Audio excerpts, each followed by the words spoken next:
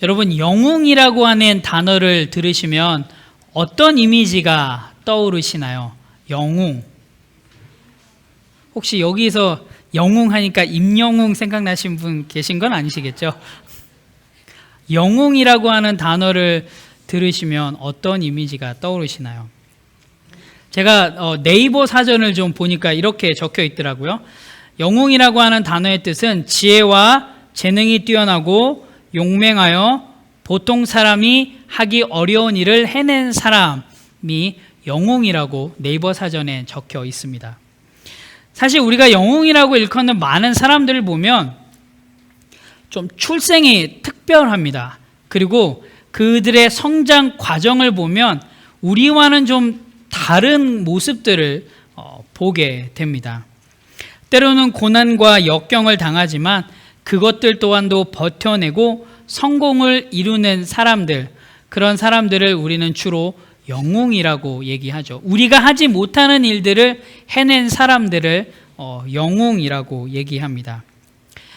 그런데 성경에는 흔히 우리가 알고 있는 영웅이라고 하는 그 이야기들을 담고 있지는 않습니다. 아니 굳이 담고 있다라 하면 비슷한 이야기들은 있습니다. 비슷한 이야기들을 기록하고 있기는 하지만 성경에서는 그 사람이 뭔가 특별해서, 그 사람이 뭔가 능력이 있어서, 그 사람이 뭔가 독특하기 때문에 영웅이 된다라고 이야기하고 있지는 않고요. 하나님이 그 사람을 만들어가고 계신다라는 것을 더 강조하고 있습니다. 그래서 우리는 성경을 볼 때 하나님이 어떻게 그 사람을 만들어가고 계신지에 초점을 맞춰야 합니다. 제가 지난주 몇 주에 걸쳐서 계속 얘기하고 있지만 출애굽기는 단순히 모세가 위대한 이스라엘의 지도자다 그리고 영웅이다 라고 이야기하고 있지 않습니다. 도리어 하나님을 모르는 사람을 통하여서, 하나님을 모르는 모세를 통하여서 하나님이 어떠한 분이신지 우리에게 알려주는 것이 이 출애굽기의 목적입니다. 그래서 출애굽기의 주인공은 모세가 아니라 누구라고요?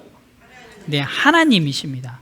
그 모세를 통해서 일하고 계시는 하나님이 우리가 함께 읽은 이 출애굽기서의 주인공이십니다. 지난주에 함께 본 것처럼 하나님께서는 모세에게 먼저 찾아가셨습니다. 또한 하나님이 먼저 앞으로 어떠한 일을 행하실지 알려주셨고요. 그리고 하나님은 정확하고 분명하게 하나님의 일을 선언하셨습니다. 하지만 모세의 반응은 우리가 잘 알다시피 시큰둥합니다. 왜 모세의 반응이 시큰둥했을까요? 그 이유는 모세는 하나님이 어떠한 분이신지 잘 몰랐기 때문입니다. 그래서 하나님이 직접 찾아와서 말씀해 주심에도 불구하고, 하나님이 직접 일하시겠다고 선언하고 계심에도 불구하고 모세의 반응은 시큰둥합니다. 왜냐하면 모세에게 그 하나님의 선언은, 그 하나님의 말씀은 단순히 그냥 신이 자기에게 하는 명령으로밖에 들리지 않았기 때문입니다. 모세는 하나님을 잘 몰랐습니다. 그러니까 갑자기 신이 찾아와서 자기에게 명령을 하는데, 그것도 자신이 잘 모르는 신이 명령을 하기도 하고요. 또 들어보니까 그 신이 명령한 이야기가 내가 할 만한 일은 아니게 들렸습니다. 그래서 모세가 할 수 있는 대답은 내가 누구이기에 바로에게 가며 이스라엘 자손을 애굽에서 인도하여 내리이까? 라고 질문할 수밖에 없는 것이죠. 질문은 항상 언제 한다고요? 모르니까 질문을 합니다. 모세가 이야기한 내가 누구이기에는 단순히 저는 능력이 없습니다, 저는 무능력합니다, 저는 부족합니다 라는 겸손의 어구가 아닙니다. 내가 누구이기에라고 하는 이 표현은 내가 왜요? 내가 왜 가야 합니까? 내가 바로에게 가는 순간 예전 일 때문에 죽을지도 모르는데 내가 왜 가야 합니까? 라고 하면서 거절하는 표현입니다. 모세는 이렇게 거절을 합니다. 하지만 하나님께서는 다시금 모세에게 이야기를 해 주십니다. 우리 지난주에 봤던 말씀인데요. 12절 말씀을 한번 같이 보도록 하겠습니다. 함께 읽겠습니다. 하나님이 이르시되 내가 반드시 너와 함께 있으리라.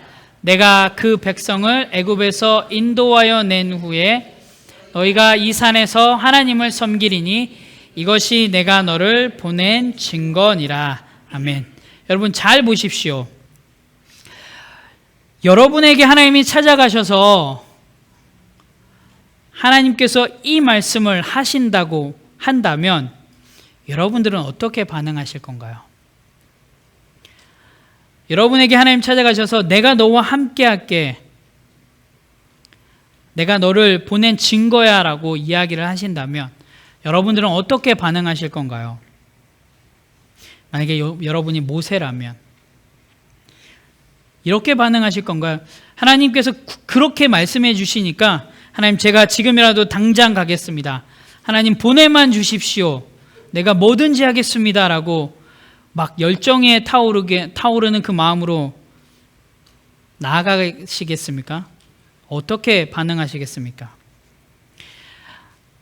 사실 모세에게는 이 상황들이 너무나 당황스럽습니다. 그래서 모세는 지금 멘붕 상태입니다. 신이 직접 자기를 찾아와서 이야기하고 있는 내용을 들어보니까 정말로 기도 차지 않는 엄청난 거에 관련해서 자기에게 명령하고 있기 때문이죠.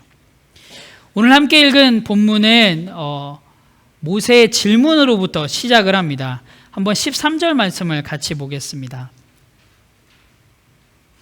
함께 읽겠습니다. 모세가 하나님께 아뢰되 내가 이스라엘 자손에게 가서 이르기를 너희 조상의 하나님이 나를 너희에게 보내셨다.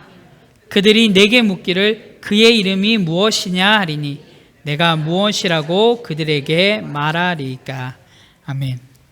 13절의 질문을 잘 보십시오. 13절의 질문은 하나님을 잘 믿고 있는 상태에서 단순히 하나님의 이름을 질문하고 있는 것이 아닙니다. 하나님을 잘 믿고 있는 상태에서 하나님의 이름을 잘 몰라서 그 이름을 물어보고 있는 것이 아닙니다. 또한 모세의 질문들을 잘 보면 자기는 하나님을 알고 있는데 이스라엘 백성들이 하나님을 잘 모르기에 자기가 대신해서 하나님한테 물어보는 것도 아닙니다. 모세는 단순히 하나님의 이름을 물어보고 있지 않습니다. 왜냐하면 모세는 벌써 하나님이 어떠한 분이신지 하나님으로부터 들었기 때문입니다. 하나님께서 모세를 찾아가셔서 모세에게 이미 하나님이 어떠한 분이심을 알리셨어요. 떨기나무에 불이 타고 있을 때 궁금해서 다가간 모세에게 하나님이 먼저 말을 거셨고요.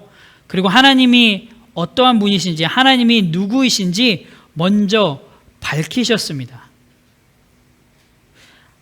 6절 말씀에 나는 내 조상의 하나님이니 아브라함의 하나님, 이삭의 하나님, 야곱의 하나님이다 라고 하나님께서 먼저 모세에게 하나님이 어떠한 분인지 밝히셨습니다. 분명하게 밝히셨어요. 그럼에도 지금 모세는 이스라엘 백성들을 핑계대고 있으면서 그들이 내게 묻기를 그의 이름이 무엇이냐 하리니 내가 무엇이라고 그들에게 답합니까? 라고 하나님 앞에 질문하고 있습니다. 그래서 모세에게 하나님께서는 다시금 하나님이 어떠한 분이신지 알려주시는데요. 그리고 또한 더 나아가서 모세가 요구한 대로 이스라엘 백성들에게 어떻게 대답할지 그 대답할 내용까지도 하나님께서 말씀해 주고 계십니다. 우리 15절 말씀을 함께 보도록 하겠습니다. 함께 읽겠습니다.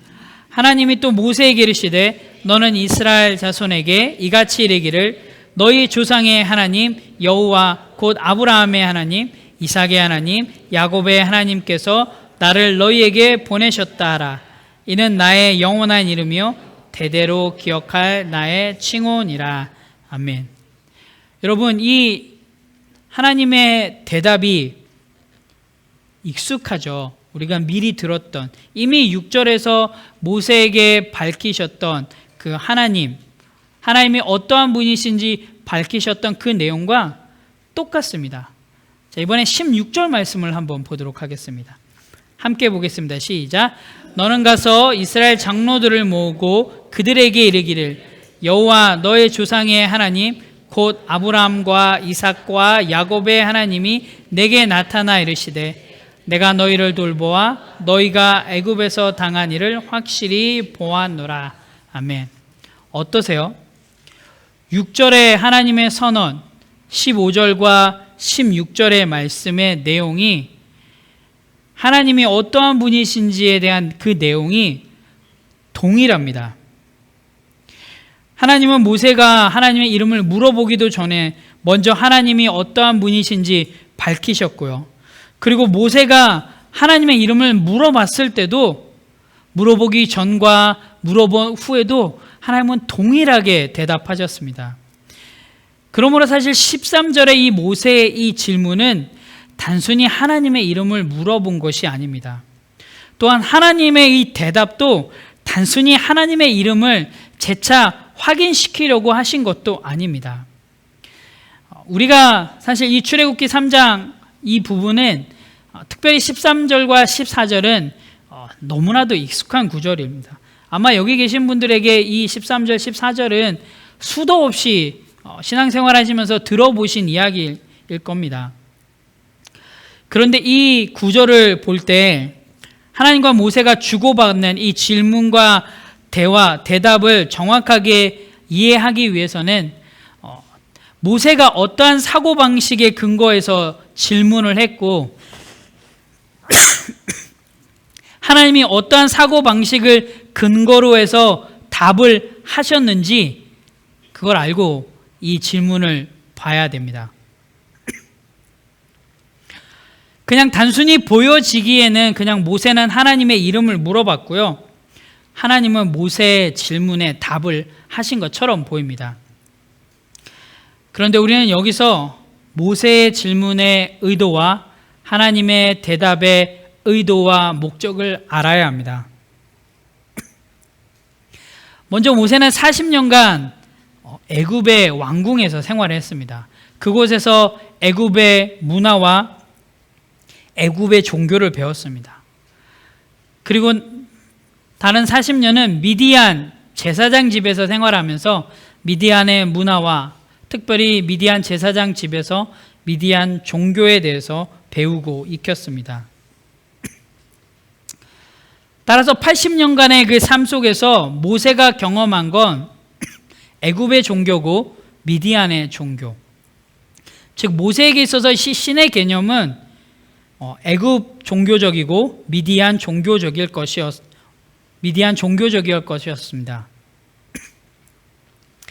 그래서 하나님이 모세를 찾아오셨을 때 이분이 내가 알고 있었던 우리 조상의 하나님이시구나라고 하는 생각을 단 1도 하지 못했을 것입니다.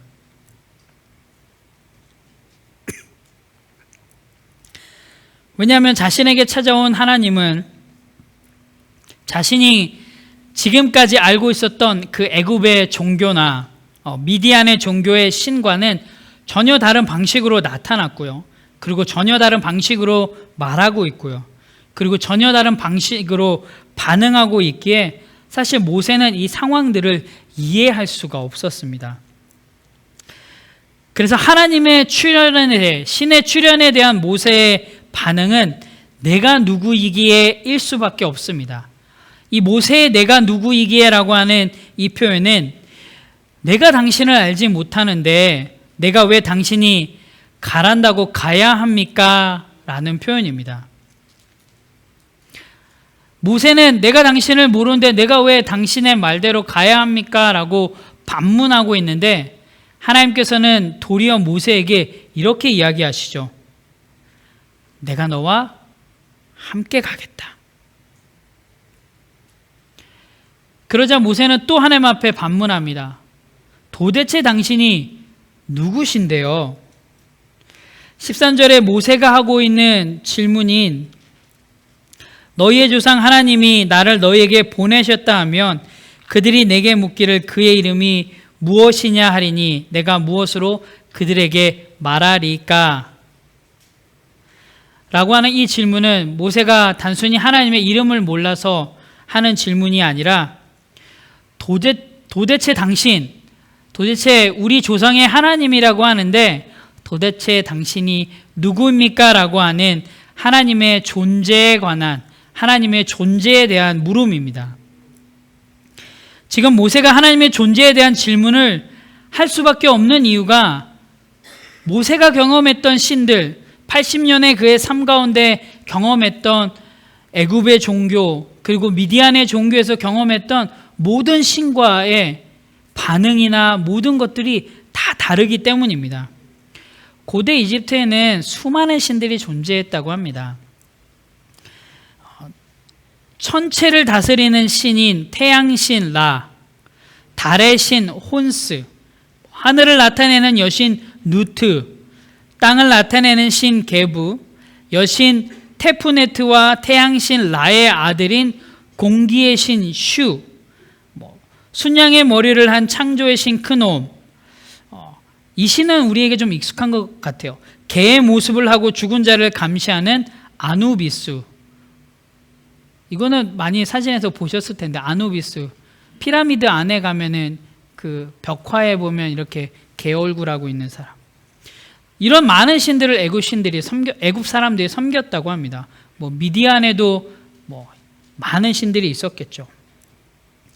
자, 그렇다면 모세가 하고 있는 이 질문, 당신의 이름이 무엇입니까? 를 모세의 종교적인 개념으로 한번 바꿔본다면, 그가 가지고 있는 종교적인 사고로 이 질문을 바꿔본다면 이럴 겁니다. 당신은 무엇을 다스리는 신입니까? 당신은 어느 지역을 다스리는 신입니까? 좀 더 구체적으로, 좀 더 모세에게 실질적으로 나아간다면 정말로 내가 당신을 믿고 따라갈 만한 신입니까? 라는 질문입니다. 모세의 질문은 정말 단순히 하나님의 이름을 물어보는 것이 아닙니다. 하나님도 모세가 어떤 의도와 목적을 가지고 질문을 하고 있는 걸 아셨기 때문에 하나님도 단순히 하나님의 이름만을 말하지 않으시고요. 하나님의 성품과 능력과 존재에 관해서 하나님께서는 이야기를 해 주십니다. 그래서 하나님이 하신 대답이 우리가 잘 알고 있는 나는 스스로 있는 자다라고 대답하십니다. 모세의 질문이 당신이 어디서 났습니까? 어떤 신의 계보입니까? 라고 하는 모세의 종교관이 담겨 있다면 하나님은 하나님의 이 대답, 나는 스스로 있는 자다라고 하는 이 대답을 통해서 모세가 가지고 있었던 신에 대한 개념, 신에 대한 종교관을 싹 뒤흔들어 버리고 계십니다. 하나님이 말씀하신 스스로 있는 자는 문자적으로는 스스로 있는 자 또는 홀로 존재하는 자의 의미를 담고 있습니다. 하지만 오늘 여기서는 그 의미를 넘어서서 모세가 경험하고 있는 신들과는 다른 존재라는 것을 말하고 있습니다. 더 나아가서 이 표현은 모세에게 있어서 단순히 하나님은 존재적인 의미나 개념이 아니라요, 과거에도 그랬고 현재나 미래에도 언약에 충실하시는 하나님의 성실하심을 나타내는 표현이기도 합니다. 모세를 비롯한 이스라엘 백성들은 상황과 형편에 따라서 하나님을 잊어버리기도 하고 하나님의 언약을 기억하지 못했지만 하나님께서는 항상 그들의 조상과 맺었던 언약을 기억하시고 그 언약을 지켜오고 계신다라는 그 표현을 오늘 하나님께서는 나는 스스로 있는 자다라는 표현으로 하고 계십니다. 계속 말씀드리지만 출애굽기가 강조하고 있는 것은 출애굽 사건이 아닙니다. 물론 출애굽 사건도 아주 중요한 사건이지만 그것보다 더 중요한 것이 하나님을 모르는 사람들에게 하나님이 스스로 자신을 알리는 것이 출애굽기의 강조점입니다. 그래서 그들이 알고 믿고 따르고 있는 종교와는 완전히 다른 방식으로 하나님께서는 자신을 드러내고 계신 것이죠. 그리고 하나님이 일하는 방식도 그들과 다르다는 것을 직접 드러내고 계십니다. 여러분, 특별히 모세를 선택했다는 것은 하나님이 일하는 방식이 확연히 다르다는 것을 보여줍니다. 하나님을 잘 알지 못했습니다. 알았다고 한들 제대로 알지도 못했을 것입니다. 하나님을 잘 아는 만한 신복을 사실 뽑아야지 되는 건데 하나님의 일을 위해서는 사실 모세는 신복이 될 수 없습니다. 하나님을 잘 모르니까. 어쩌면 하나님을 잘 모르는 골칫덩어리를 하나님께서는 뽑으셨습니다. 그래서 하나님께서는 모세에게 먼저 찾아가셔서 하나님을 알려주고 계신 것이죠. 사랑하는 뉴라이프 지체 여러분, 하나님이 일하는 방식이 세상의 일하는 방식과 다르다라는 것을 알 수 있는 좋은 예가 있습니다. 모세보다 더 좋은 예가 있는데요. 그 예가 엄청 많습니다. 혹시 아시나요? 여러분들 더 좋은 예가 있다는 것? 모세보다 훨씬 더 좋은 예가 있는데요. 그게 바로 여러분들입니다. 저와 여러분들입니다. 사실 우리가 이 예배 자리에 나와 있다는 것 자체가 하나님이 일하고 있는 방식이 세상에 일하고 있는 방식과 다르다는 것을 증거하고 있는 것입니다. 여러분 그렇지 않나요? 저와 여러분들 하나님 앞에서는 어떻게 보면 하나님의 골칫덩어리지 않을까요?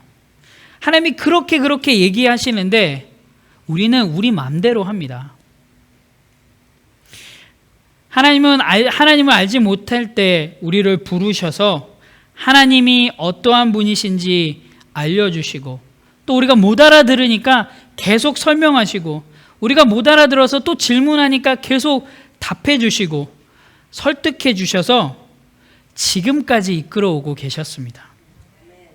그래서 우리가 가지고 있는 우리만의 철학, 가치관, 생각들을 다 흔들어 놓으셔서 우리의 입술을 통해서 하나님이 어떠한 분이신지 하나님의 하나님 되심을 고백하게 만드셨습니다. 그래서 우리가 이 자리에 있을 수 있는 것이죠. 그래서 우리가 하나님의 자녀라고 고백할 수 있고요. 그래서 우리가 영생의 복을 누린다라고 고백할 수 있습니다.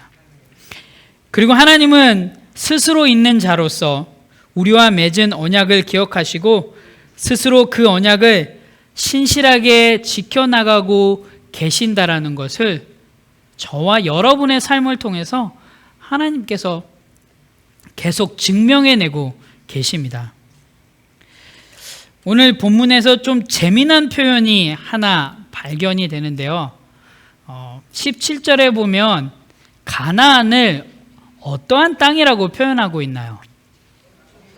네, 젖과 꿀이 흐르는 땅이라고 표현하고 있습니다. 사실 우리는 가나안 하면 무조건 젖과 꿀이 흐르는 땅이라고만 생각을 합니다. 그런데 성경에서는 가나안을 젖과 꿀이 흐르는 땅이라고만 이야기하고 있지 않습니다. 여러분 창세기를 한번 보세요. 창세기에 보면 아브라함이 애굽으로 내려간 때가 있거든요. 가나안에 있다가 왜 내려가나요? 기근이 있어서. 그렇다면 이삭은 기근이 있었어요. 그렇다면 야곱은 기근이랑 흉년이 있어서. 아브라함, 이삭, 야곱 다 어디에 살고 있었나요? 가나안 땅에 살고 있었습니다. 가나안 땅이 젖과 꿀이 흐르는 땅, 가나안 이꼴 젖과 꿀이 흐르는 땅은 아닙니다. 그런데 왜 성경에서는 가나안 지역, 가나안 땅을 젖과 꿀이 흐르는 땅이라고 소개하고 있을까요?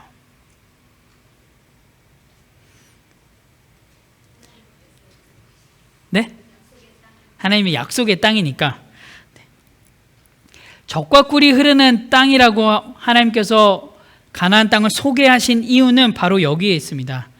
이제 하나님께서 이 땅을 책임지시고 공급하시고 보호하실 것이기 때문에 가나안 땅을 젖과 꿀이 흐르는 땅이라고 소개하고 계신 것입니다. 단순히 젖과 꿀이 흐르는 땅은 토양에 대한 분석과 평가가 아닙니다. 토양에 정말 젖과 꿀이 흐르는 그런 좋은 땅, 좋은 흙이 있는 곳이다라고 하는 그런 평가가 아니라 이제 그 땅을 하나님께서 공급하실 것이고 이제 그 땅을 하나님께서 책임지실 것이라는 표현입니다. 사랑하는 뉴라이프 지체 여러분, 스스로 있는 자이신 하나님께서 저와 여러분을 찾아오셨습니다. 그리고 모세에게 말씀하신 것처럼 나는 내 조상의 하나님이니 아브라함의 하나님, 이삭의 하나님, 야곱의 하나님이라고 말씀하셨습니다. 아니, 더 나아가서 저와 여러분의 하나님이라고 선포하고 계십니다. 하나님은 우리를 찾아오십니다. 그리고 하나님은 우리와 언약을 맺으셨고요. 그리고 또 우리와 맺은 그 언약을 단 한순간도 잊어버리신 적이 없으시고요. 지금까지도 그 언약을 지켜오고 계십니다. 비록 우리는 그 언약을 잊어버려요. 하지만 하나님은 반드시 그 언약을 기억하시고 반드시 그 언약을 지켜내시기 위해서 지금도 우리의 삶 속에서 일하고 계십니다. 우리는 비록 이 자리에 앉아있지만, 예배 자리에 앉아있지만 하나님께서는 지금도 일하고 계십니다. 사실 지금 우리 뉴라이프는 쉽지 않은 시간을 지나가고 있습니다. 사실 쉽지 않고 어렵고 고난과 슬픔의 시간들은 여러분의 삶의 경험들을 봤을 때 시간이 좀 지나면 아팠던 기억도 힘들었던 기억들도 사실 조금 잊혀지게 됩니다. 그런데요, 여러분, 이 시간을 우리에게 허락하신 하나님의 의도와 목적은 절대로 잊으시면 안 됩니다. 하나님께서 왜 우리 뉴라이프에게 이 시간들을 걸어가야만 하게 하셨는지 그 의도와 목적을 여러분 꼭 기억하고 계셔야 됩니다. 시간이 지난다고 해서 그 의도와 목적이 흐려지는 게 아니라 여러분의 삶을 통해서 그 의도와 목적이 더 뚜렷해져야 합니다. 하나님을 잘 모르는 우리에게 하나님은 어떠한 분이심을 정확하게 알려주시기 위해서 이 시간들을 우리에게 허락하신 것입니다. 하나님을 잘 알지 못해서 헤매고 있는 우리를 찾아오셔서 하나님과 맺은 언약을 기억나게 하시고 하나님의 자녀로서 합당한 삶을 살아갈 수 있도록 하시기 위해서 우리에게 이 시간들을 허락하셨습니다. 젖과 꿀이 흐르는 땅과는 전혀 상관없었던 곳을 젖과 꿀이 흐르는 땅으로 만드신 그 하나님의 공급하심과 책임지심이 이제 우리 뉴라이프를 통해서, 연약한 우리 뉴라이프를 통해서, 어쩌면 소망 없어 보이는 우리 뉴라이프를 통해서 하나님의 공급하심과 그 책임지심이 젖과 꿀이 흐르는 공동체로, 그리고 건강한 공동체로 만드실 것이라 믿습니다. 여러분, 그 믿음으로 나아가십시오. 분명히 하나님께서는 이 삭막한 시간들을, 이 메마른 시간들을 통해서 우리 뉴라이프가 젖과 꿀이 흐르는 공동체로, 아니 예전보다 더 건강한 공동체로, 건강한 교회로 빚어가실 것입니다. 그 믿음으로 우리 함께 같이 나아갑시다. 사랑하는 우리 지체 여러분, 이제 하나님을 알아갑시다. 하나님을 지식으로만 알지 마십시오. 요즘 그리스도인들을 표현하는 건 머리가 큰 그리스도인이라고 많이 표현을 하는데요. 지식적으로는 예전 우리 믿음의 1세대 분들보다는 성경에 대해서 너무 많이 압니다. 그리고 성경에 대해서 궁금하면 쉽게 정보들을 구해낼 수 있습니다. 그래서 지식적으로는 탁월하십니다. 어쩌면 여기 계신 분들이 저보다 성경에 대해서 더 잘 아시는 분도 계실 거예요. 그런데요, 우리 믿음의 1세대 분들이 성경은 잘 몰랐지만 지금 우리가 누리고 있는 이 축복들이 그들의 삶을 통해서 이루어졌다는 거 꼭 기억하십시오. 그들이 말씀대로 살아냈던 그 노력 때문에 지금 여러분들이 그 은혜들을 누리고 있다는 사실들을 꼭 기억하십시오. 이제는 지식적으로만 하나님을 아는 게 아니고요. 여러분은 하나님을 인격적으로 만나셔서 하나님과 인격적인 관계를 통해서 하나님을 알아가셔야 됩니다. 그냥 머리로만 하나님을 아는 게 아니라 이 안 하나님이 여러분의 가슴으로 내려와서 손과 발을 통해서 입술을 통해서 고백되어져야지 됩니다. 우리가 그렇게 살아갈 때 인격적인 만남을 갖고 인격적인 관계를 하나님과 계속 맺어갈 때 이제 여러분의 삶을 통해서 스스로 있으신 자, 우리의 삶을 통해서 일하고 계시는 그 하나님이 발견되리라고 믿습니다. 더 나아가서는 여러분의 삶을 통해서 여러분의 삶이 어떻게 봤을 때는 소망 없는 삶이었지만, 여러분의 삶이 메마른 땅이었지만 이제 그 하나님의 공급하심과 책임지심을 통해서 젖과 꿀이 흐르는 땅으로 하나님께서 변화시켜 주시리라고 믿습니다. 또한 그 변화를 통해서 여러분 주변 사람들이 발견할 것입니다. 하나님이 어떻게 여러분의 삶들을 만져가시고 계시는지, 어떻게 하나님께서 여러분의 삶을 이끌어가고 계시는지, 그 하나님이 발견되어지는 그런 귀한 삶을 사시기를 예수 그리스도 이름으로 축원합니다. 아멘. 기도하겠습니다.